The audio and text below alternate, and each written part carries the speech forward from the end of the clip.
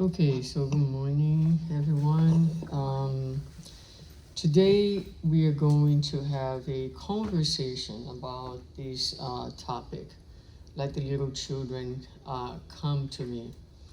And certainly not in the most traditional way that this topic is usually addressed.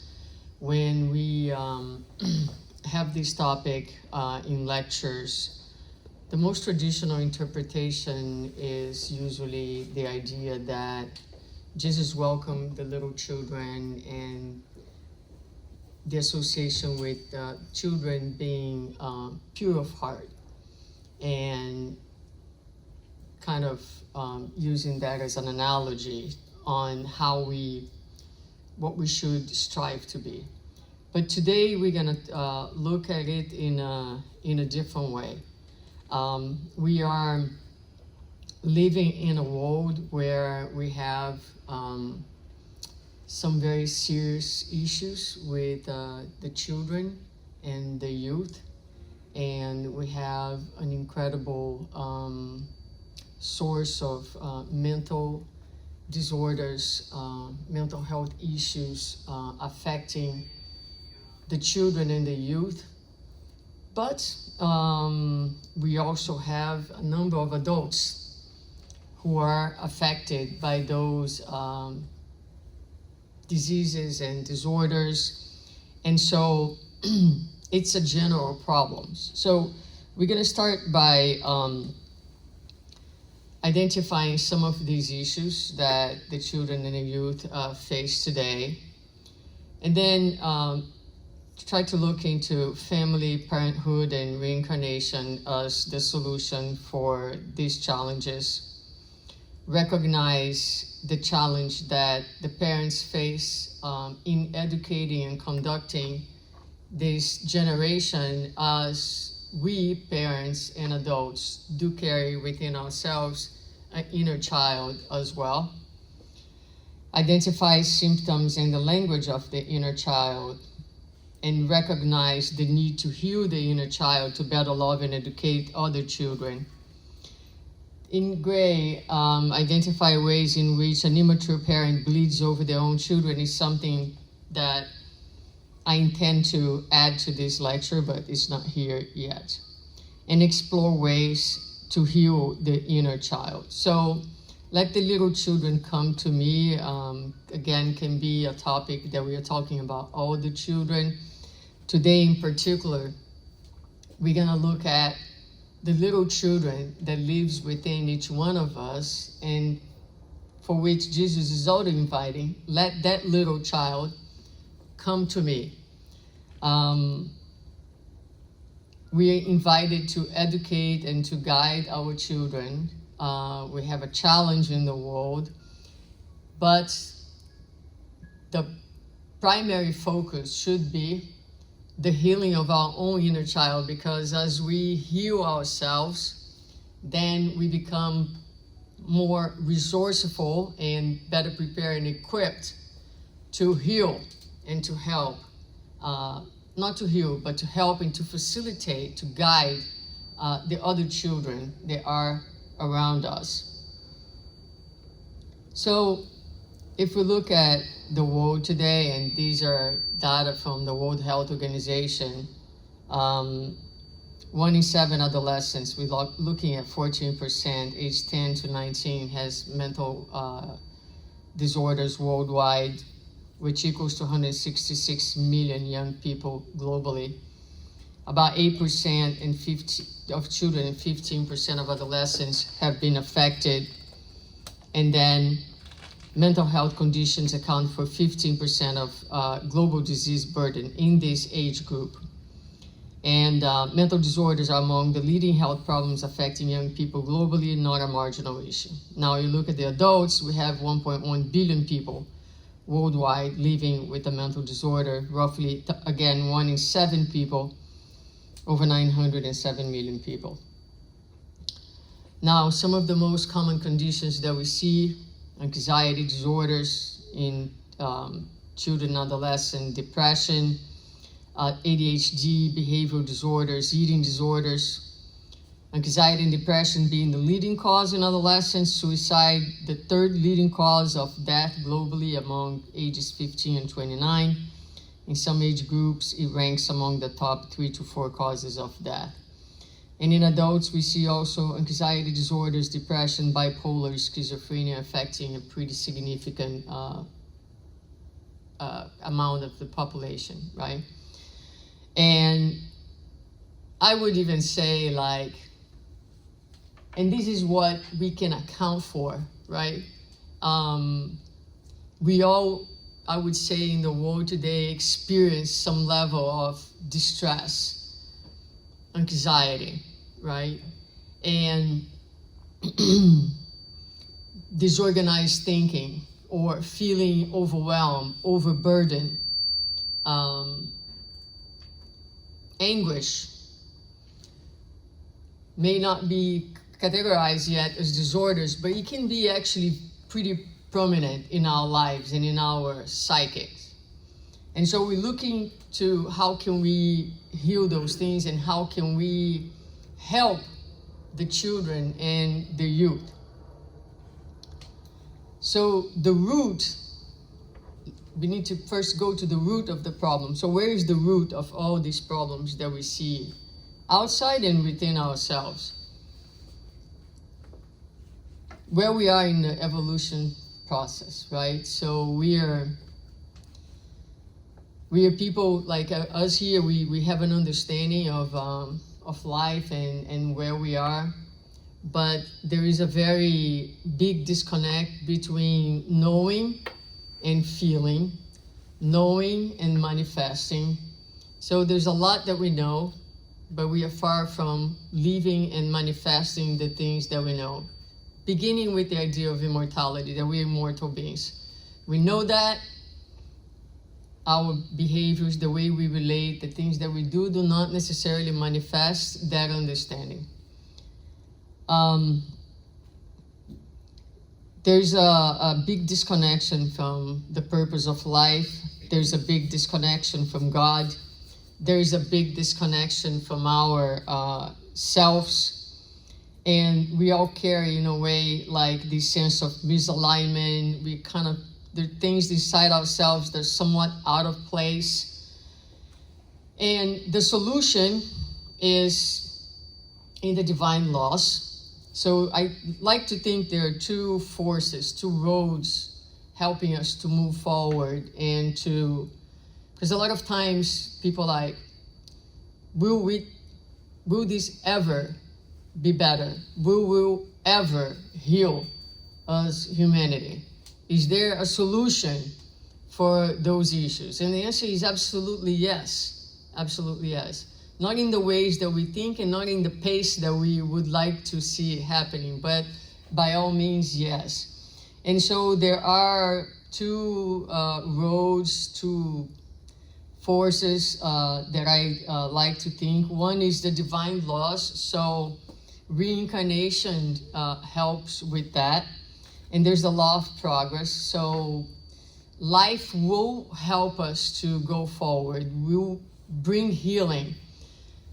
And I'm going to talk a little bit about that. And the other force is the force of human effort. So as we evolve, us here today, for example, we gain more conscious of what's happening, both outside and within ourselves. And we add to this consciousness the activation of our will and our intent. And that becomes a driving force that helps us in finding ways and paths of healing. So when I put the title, That Come to Me, the Little Children, again, I'm talking about all the children, Jesus inviting all the children in the world, but also the one that lives within each one of ourselves. So Joana de Angeli is going to say this very clearly, that there is a wounded child within all of us. All of us. We all carry that wounded child. I was sitting here and I was thinking to myself, my mind today is not so organized. And I'm going to talk about something that I don't feel is organized in my mind. That's my feeling. So with that, I recognize that I am anxious, right? And so then I said to myself, that reminds me of my little child. The little child that dealt with a lot of disorganization. Environmental disorganization in the adults that were around me, and that at some point felt responsible for that, felt that contributed to the state of things, because a child will always feel responsible for what's happening to the parents and to the life of the parents. The child will always feel that the distress that the parents are living is on them, and will carry that, because the child is self-centered and they think that everything is happening because of them. So I'm sitting here and I'm feeling anxious, slightly anxious, but there's behind the anxiety there's also anguish. And I'm observing that, and I'm telling myself, because I prepared this, I've been thinking about this for a long time, and I'm thinking, see, your child is very anxious right now because things are not perfectly in place in your brain. This is mental health right there.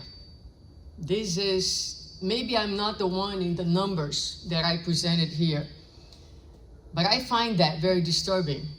That affects my day-to-day. That increases my level of stress. That affects my physical body. That affects my relationships. Not only with the children, but with any person, because I am going to bring to every single one of my relationships this demand for organization, for perfection, because as a child, I developed some mechanisms to cope with the disorganization of the environment and of the adults. And that mechanism helps me to survive what I had to go through at the time. But nowadays, it's dysfunctional.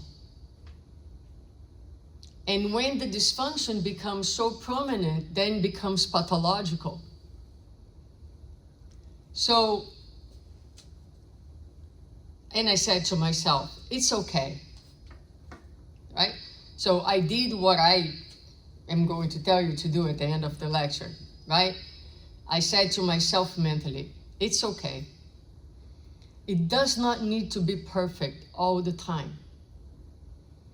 Because the child believes that he or she needs to change certain things or act or behave in some ways, because if she or he does not do, there is a threat of not being loved, of not being accepted. We here come from generations, our parents come from a generation where to love, to educate was through fear, threats, and they spoke about that with pride. My children were so obedient because they fear me. And I didn't have to say anything, just look and they would stop.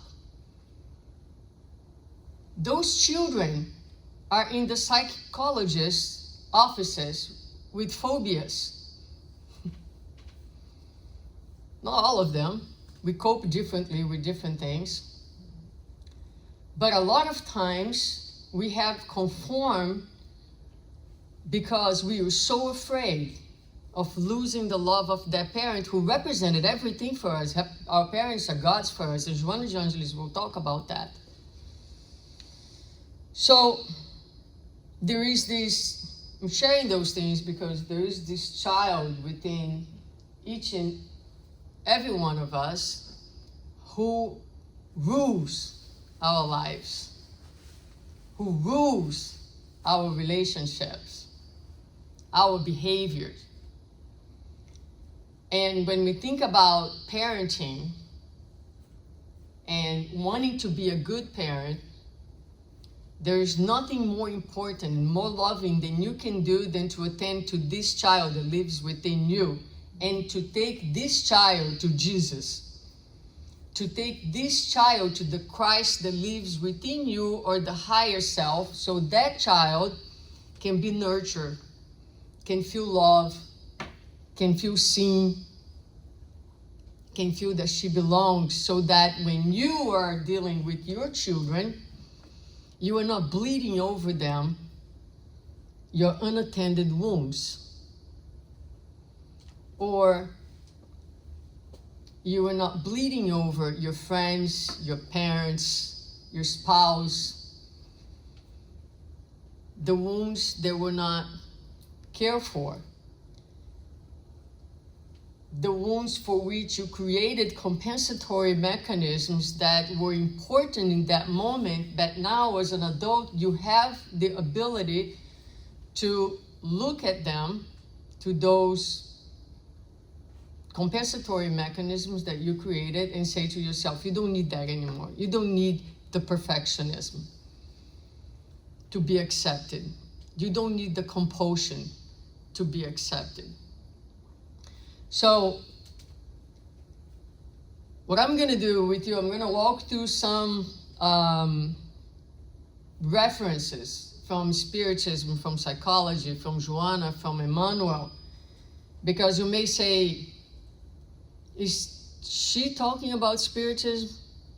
Or is this pure psychology? Or where is she coming from? Where does she bring all these ideas from, right? So Joanna says that every human being is an unknown to be solved by themselves. So this is an idea, right? So we think that we know ourselves, but we are unknowns to our own selves. And she, in her entire series of works, invites us to do this work of like knowing ourselves, of understanding who we truly are. Now, Emmanuel has a page called Spiritual Infants in one of his books. And in the text, he clearly is talking about people in different levels of evolution, and that sometimes we'll have next to us people who are infants, but we can also extrapolate and say that sometimes we are the infants. Right? So he says, Paul writes to Hebrews and says, anyone who is still nourished on milk is not experiencing the word of righteousness because he's still an infant.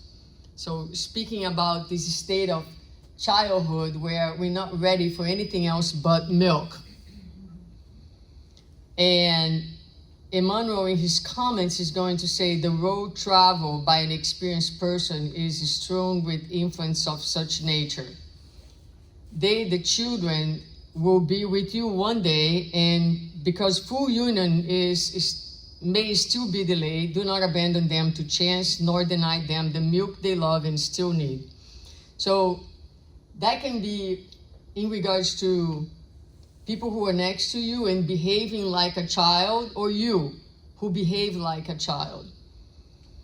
When do we behave like child?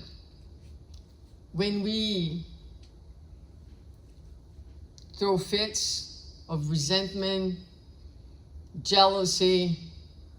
I don't know you, but a child needs to feel that he or she is the absolute center of the parent's world. But many times we experience that same feeling. We are jealous of our friends who have other friends. That's the child in us speaking. We feel resentful with people because that's the child in us that wants attention. So if we start to observe our behaviors and our reactions, we will fairly easily identify when our child is speaking through our behavior.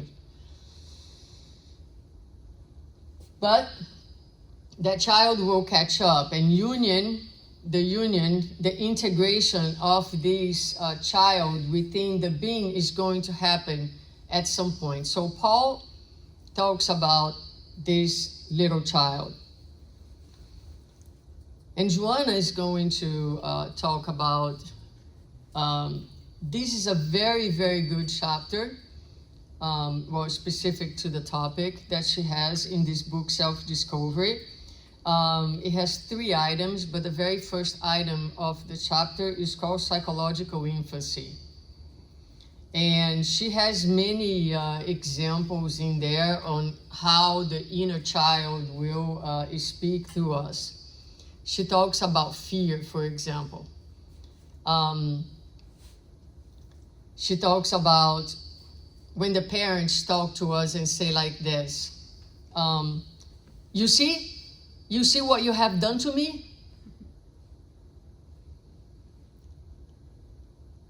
If you keep doing like this, you're gonna lose me, or you know, all those threats that we hear as a child, many of us heard anyway. And that stays within you.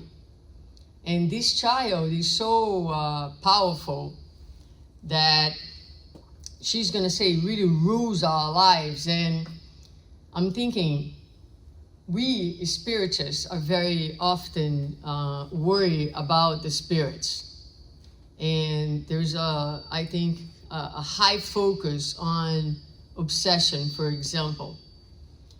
And yet, the biggest obsessor lives in us and acts in our lives, and we are completely unaware. It is this unattended child that Joanna will say will really rule our lives. So there's a question in the Spirits book where the Spirits tell us that the spirits influence our lives more than we can possibly imagine. In fact, they're the ones guiding us. You can take that sentence and give that to your inner child. There is an inner child that influences every moment of your life, much more than you can imagine. And in fact, that child guides you, drives your interactions. So she says here, identify in a childhood that was not lived with happiness or love, and which is the cause of one's insecurity. Now, someone might read this and say, oh no, I had a really wonderful childhood. I had love, you know, I had everything. And sure, some of us have good childhoods, and I can think of myself, my childhood as a good childhood. My parents were spiritists, and, you know, we had good resources. I grew up playing and everything kind of normal. But remember that our parents are spirits who are imperfect and who also have their wounds. And they did bleed over us, for sure. And so it's not really about pointing fingers to anyone or blaming, because on the contrary, it's about being grateful for what we received, but also for what we did not receive, and taking ownership of whoever we are today and ownership for the healing process. So sometimes everything looks absolutely great, but there are a lot of parents who are very loving and who also have high expectations that their children will be exactly what they want them to be. And if the child thinks differently and chooses a different path, then the child is labeled ungrateful. Right? I see that nowadays still, like a lot of parents who have certain ideas of how their children should be, as if the children is an extension of themselves and not separate beings. So she says, and which is the cause of one's insecurity if stuff lacked as the child was growing up. The residues of that period persist, embittering an entire existence unless the person decides to rediscover and love themselves by facing their inner child, helping grow and find fulfillment. Until this step is taken, that childhood unrest will surface in all their actions. appearing again and again under different disguises. Happiness, balance, and self-realization are worth every investment of personal effort in order to eradicate these disturbing factors, which may be ignored but remain active, pulsing, and dominating. So that is the strength of the inner child. So happiness, balance, and self-realization are worth every investment. You may say, when will this inner child heal? Not in this lifetime. But in this lifetime, we can begin the work, right? And so we're going to talk a little bit about what we can do to begin the work. I have also shared here some of the work that I have done in therapy, which is very interesting. So like when I was most recently in therapy, many times while I was talking to the therapist, a lot of images comes to mind. And I have a lot of images of living inside a fort with high walls and a general being present, always telling me what to do. And in this process, I got in touch with so much fear of disobeying, fear of not surviving those circumstances. So is that all healed? No. What happens is the therapeutic process allows things that I have defended against to emerge. So the first step of healing is seeing. You have to be able to see. And then it takes other steps, such as having a conversation with that child, re-experiencing the feelings and bearing them. And will that be enough? No. Because sometimes those feelings are so deep that you're going to have to, life is going to bring many experiences that will help the same feeling to resurface. But each time they resurface and you look at them, they become lighter. Until the day that you're able to overcome the fear and whatever it is that you experience as a child. So one of the things that I think I like about this, and this is why it's in blue, is because it's a worthwhile investment on ourselves. Because happiness and balance are deeply connected with the inner healing of this child. Then here is what Spiritism helps us, how Spiritism helps us by giving us a sense of responsibility and empowerment. So all of us have this child within us that needs to be adopted. So most likely what we'll do is we'll transfer the responsibility for this inner child's needs to third parties, to our spouses, to our children, to our friends, and we expect people to fulfill the needs of visibility, of belonging, and whatever that might be. We want other people to do that. So Spiritism tells us that we are the ones that need to adopt that child that lives within ourselves. And with that, we are empowered. We are empowered to do our own healing process.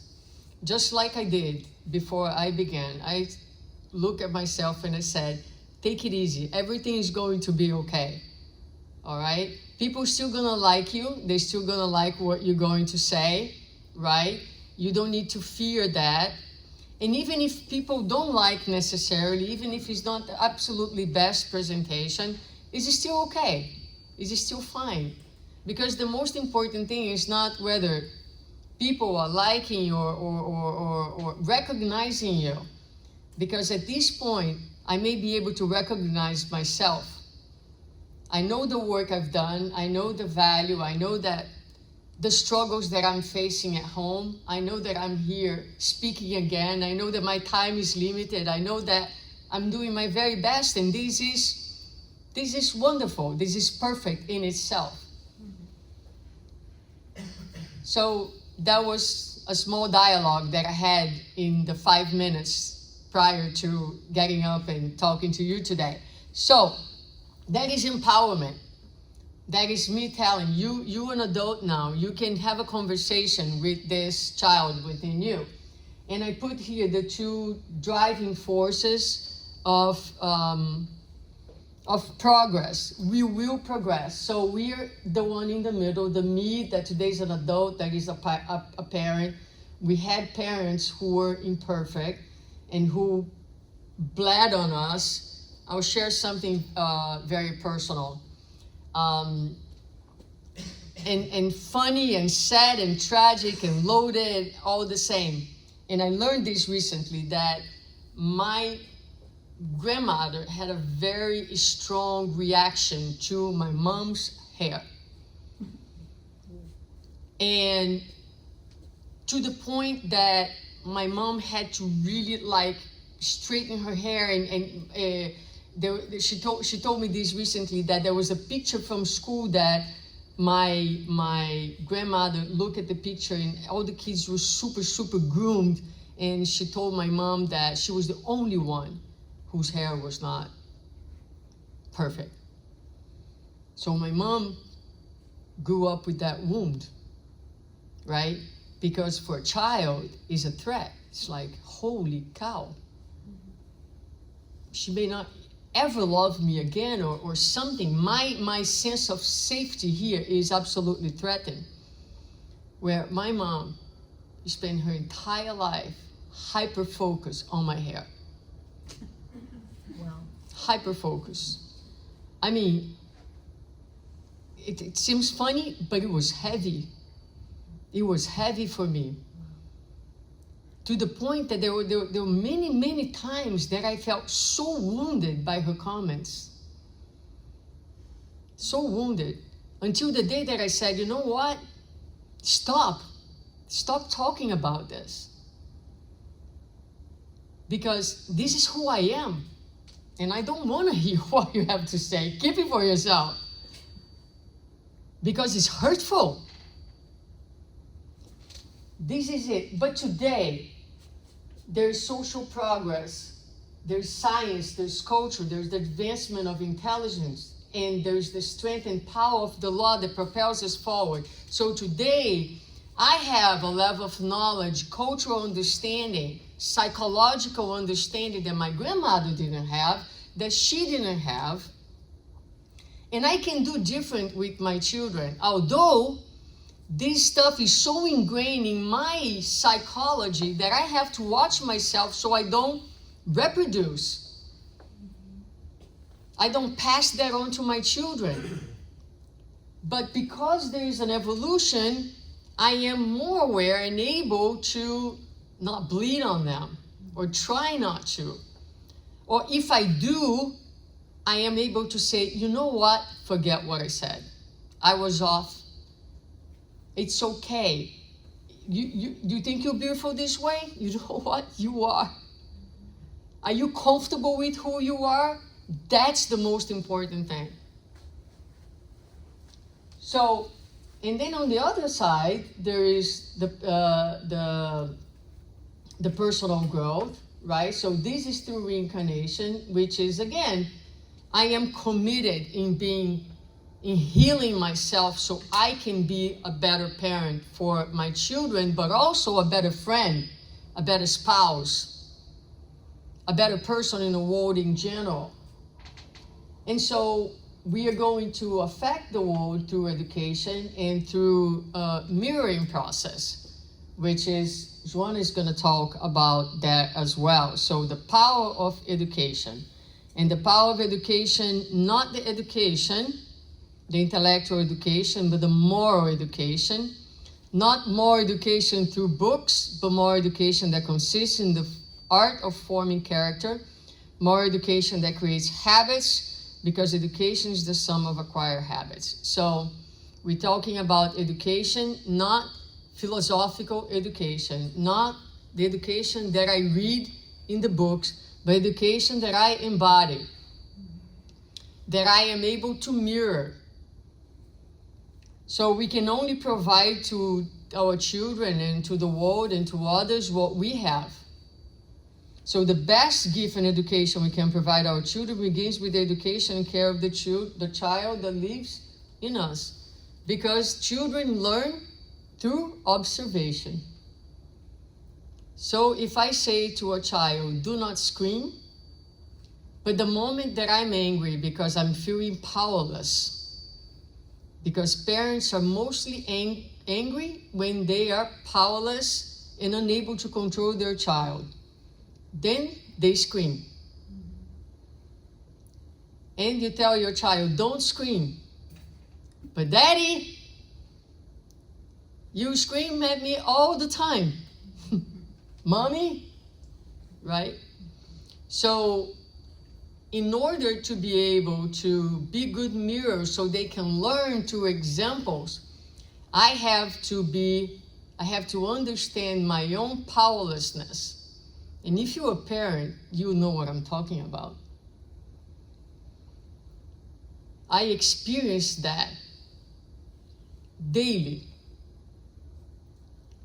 And Sherry tells me, not that she does it so well, but she'll tell me, you have to bear the powerlessness. Bear. Right?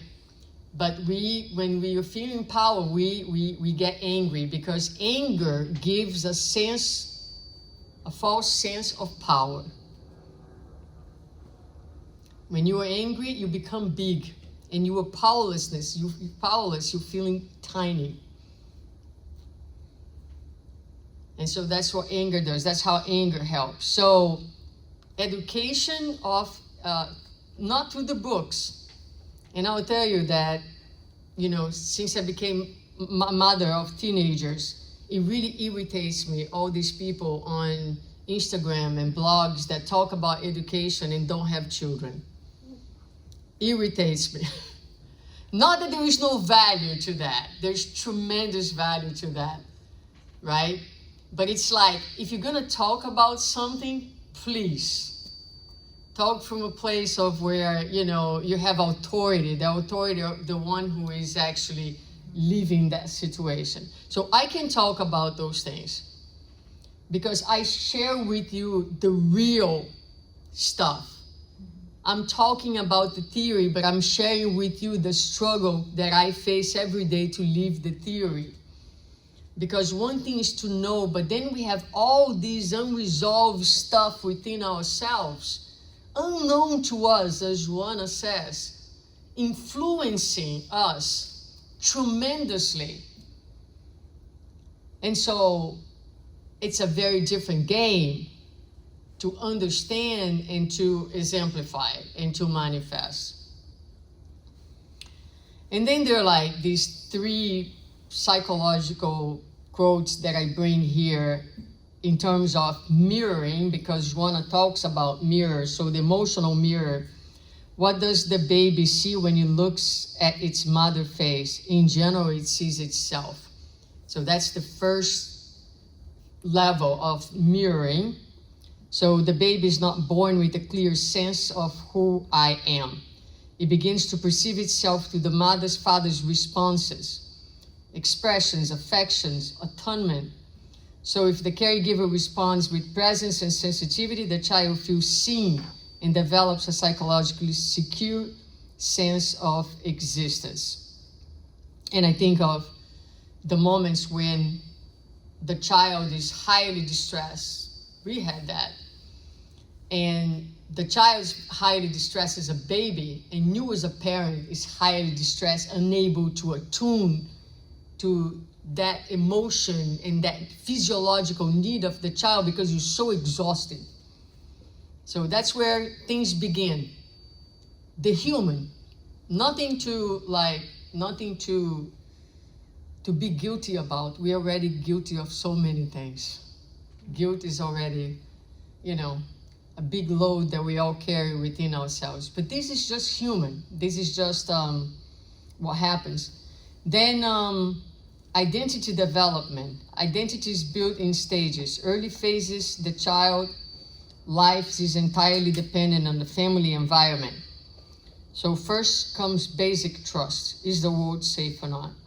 Then autonomy. Can I act on my own? Can I be myself? So the child needs a stable environment to recognize itself as a separate individual. For this, the child needs to be deeply received and supported. Children first rely on others to later become themselves. So acceptance, right? It's really important. So like when adults make the child an extension of themselves, and we all do that to some extent. A lot of us, for example, who were not seen or who feels undervalued, we're gonna push our children to become successful. And sometimes we are those parents that understand the child is doing well and we are screaming, my child, that's mine, that's mine. And you are experiencing through your child something that you didn't experience before. So I'm not saying there's nothing wrong to celebrate a child's victory. I'm talking about the intensity sometimes behind, right? The projections and how much and how often all this showing off has to do, reflects on ourselves. Is our need for belonging, for success, to be seen, for recognition and so forth. And then learning through imitation. Children imitate attitudes, emotions, and values. We see a lot of, on Instagram, we have like sometimes those little children speaking exactly like the parents do, right? So they pick up precisely the tone, the mannerism, and they are able to so incredibly replicate the way the parents are talking to them. They learn more from what they see than from what they hear. Parents are not only educators, they're living models that children copy to build their own way of being. And this is why in Spiritism we talk about parenting being such a mission. It's a mission, right?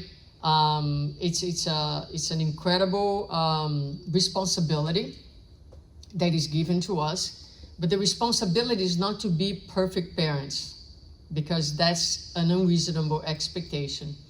But the responsibility is to be the best parents that we can be, and that means taking care of our own selves so we can better care for our children. So the family is, just something here. The family is the laboratory where the reincarnated spirit carries out the most significant experiences for its growth. Each reincarnation is an opportunity for reparation, learning, and liberation from past conflicts. And the family stands as a matrix that serves as a mirror through which the spirit can see itself. So this speaks to the importance of the family, not the family in the romantic way that we would like to think, oh, families are wonderful. Well, yes, they can be, but they are also the hardest place at times, because in the family constellation, we relate to one another the way that we truly are. And so here, for example, you see my best version. I'm not yelling at anyone, but I do yell at home sometimes, right? But at home, Sherry, the kids, they're seeing the real me, and I'm seeing the real them. And so it becomes a laboratory. And when we talk about reincarnation, a lot of times we will address reincarnation from kind of a broader perspective. So we'll say things like this: yes, where you're going to reincarnate. There's a reincarnatory plan, and you're going to reincarnate in a city, in a place. You're going to have a profession. You're going to have resources, or not going to have resources. But in question 258, we learned that the spirit chooses the kind of trials you will undergo, and its free will consists in doing so. And then in choosing a particular path, a spirit knows it will have to endure the struggles that arise thereon, and it knows the nature of the tribulations. And again, a lot of times we will attach that to the environment, to the resources, some limitations that we are going to undergo, but also we land in the right family.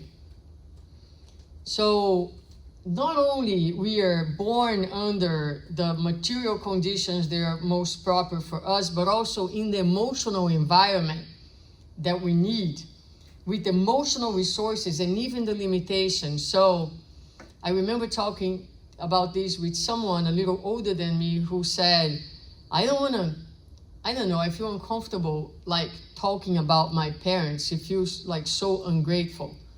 And I'm like, there it is. The inner child wounded, right? It does not need to be ungrateful. It can be grateful. You can, but what Spiritism does is actually helps us to understand that the parents that we had, with the wounds that they had, with the potentials that they had, the gifts that they had, the limitations that they had, were perfect for us. When we are born, we bring our own emotional needs. And we are born in a family that a lot of times will tap and will help those needs to emerge. So that now, in this new environment, they can be looked at. So let's say, for example, if I already reincarnate, and because of my trajectory, I already bring a very deep sense of, let's say, low self-esteem. Then I might be in a family where the dynamics of the family actually trigger the low self-esteem and allows that low self-esteem to emerge. So now I can revisit, and now I can attend to it. And so I think that when we incarnate, God has a therapeutic approach of exposing us to exactly the situations and the emotional challenges that will help us to address the emotional needs that we bring from the past.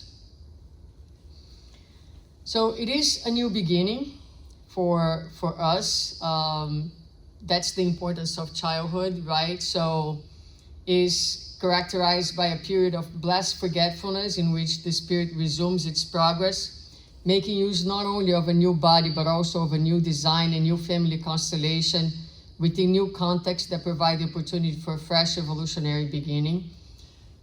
In Kardec, we're going to learn that rarely we can recognize a spirit from one incarnation to another, because the incarnation is so different, like the context, the family, everything, the personality of the spirit for that particular time becomes very different. Of course, we bring our tendencies and things like that, but it's hard to recognize because it's truly a new beginning, and therefore the importance of this time. All right, I'm going to start closing up here. So we come in our families with two purposes: to love and to heal. Sometimes we reincarnate to become closer to people, and sometimes we reincarnate to separate from people because we are too close. We are close in pathological and entangled ways. They are not healthy. So I know that more often than not, we talk about reincarnation to bring people together, but sometimes it's to separate people who are in ill types of relationships. We are emotionally illiterate. I mean, we still are very much in the periphery of what love is. We confuse love with jealousy. We confuse love with control, with power. We see others as an extension of ourselves. So our ways of loving are still maturing. So our lives here have this purpose. We're here to learn to love and to heal ourselves. So when we immerse in these families, the families are perfect. So only gratitude for our families. They will allow the emerging of the issues that we need to look at. It will give them visibility and awareness. And our job is to self-love and self-adoption and integration of this child into learning, healing, and growth. And this process of self-love, of self-adoption and integration is what it means attending to Christ's invitation, let the little children come to me. So every time we embrace this child and we care for this child, we are taking this child to our higher self, the Christ that lives in us. This Christ is healing, this Christ is integrating, this Christ is taking care of this child that needs visibility and a sense of belonging. And as we heal, we grow in love. We can grow in love, we can say yes when it's yes to be said, we can say no when it's no to be said, because Christ in his love, he said yes for the things that require yes and no for the things that require no. As a parent, it's very hard sometimes to say no to our children. It's very hard to educate them in loving ways because most often than not, we are in need of their love. And when we are in need of their love, we compromise what's best for them. And that is a very difficult equation to resolve. There's a lot more in here, but I'm going to finish with attending to the child. So take ownership of your part. Do not refer the child needs to others, partner, children, friends.